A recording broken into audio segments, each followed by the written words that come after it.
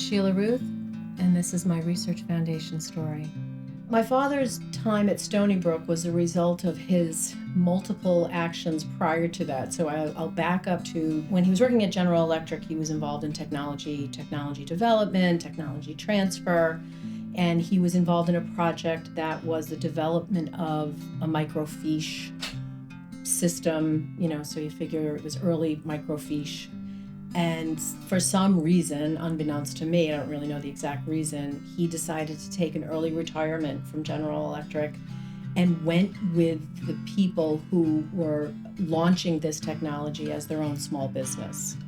And the name of the company was Microx, and it was located on Long Island. Around 83, 84, I decided to join the family business because it was a good fit for me and where I was in life. And that's when my mom said, okay, you go get a job. Sheila and I will do this. And he had years of a career left. He was, still a vital brain to be had. So he applied for the position to be the lead, manager, director of technology transfer in the office of the vice president for research at Stony Brook. Around that time, my mom and I decided to sell the deli, and I needed to find a job. And he was sort of exploring the idea of a Long Island small business incubator of sorts. So there were job opportunities, and he said to me, they're hiring.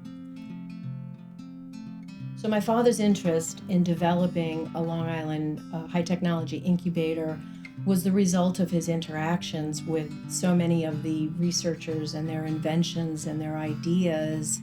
The whole idea of technology became, okay, what do we do next? So Governor Cuomo came here to do the ribbon cutting. It was actually the cumulative, proud moment for my family and my father to see this idea come to reality at the point of opening the doors of the building that would become what was really a very new idea, a novel idea, is building where small businesses could share resources, share access to the university's structure and the university's infrastructure and the brains and the innovators that were making all these things happen. It was a great next step for someone with an idea, maybe doing it in their garage, maybe doing it, in a lab and then their garage, to come there and have an address and have a phone and have a copy machine and have access to a buying power, the ability to buy things that, on your own you can't necessarily do. So the incubator that was built still stands, looks very much like it did. It has the same mission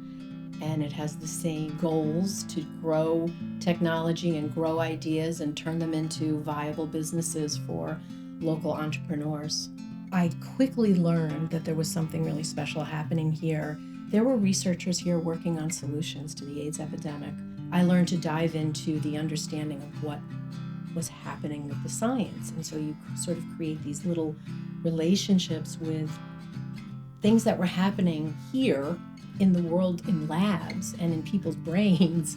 And I was connected to it, and I immediately recognized it as, I'm doing something that matters. I'm not just getting a paycheck. I developed an allegiance to the university because we were made whole, right, by working here, by being a part of it. I know that what he did here, if you asked him today, if he was here, you asked him today, he would first say he was most proud of his family, but he would say the things I accomplished at Stony Brook and the relationships I was able to call my own. I'm most proud of the fact that I allowed myself to be immersed in this, and I owned opportunities that allowed me to grow. And I've built a team of people who care about what they do. And when I tell them what I believe to be your greatest success is to connect to the science and connect to the people doing the work, that we're providing a vehicle for these things to happen. If you attach yourself to the science and you recognize the value of that, you're doing something of value. Yeah, this is my Research Foundation story.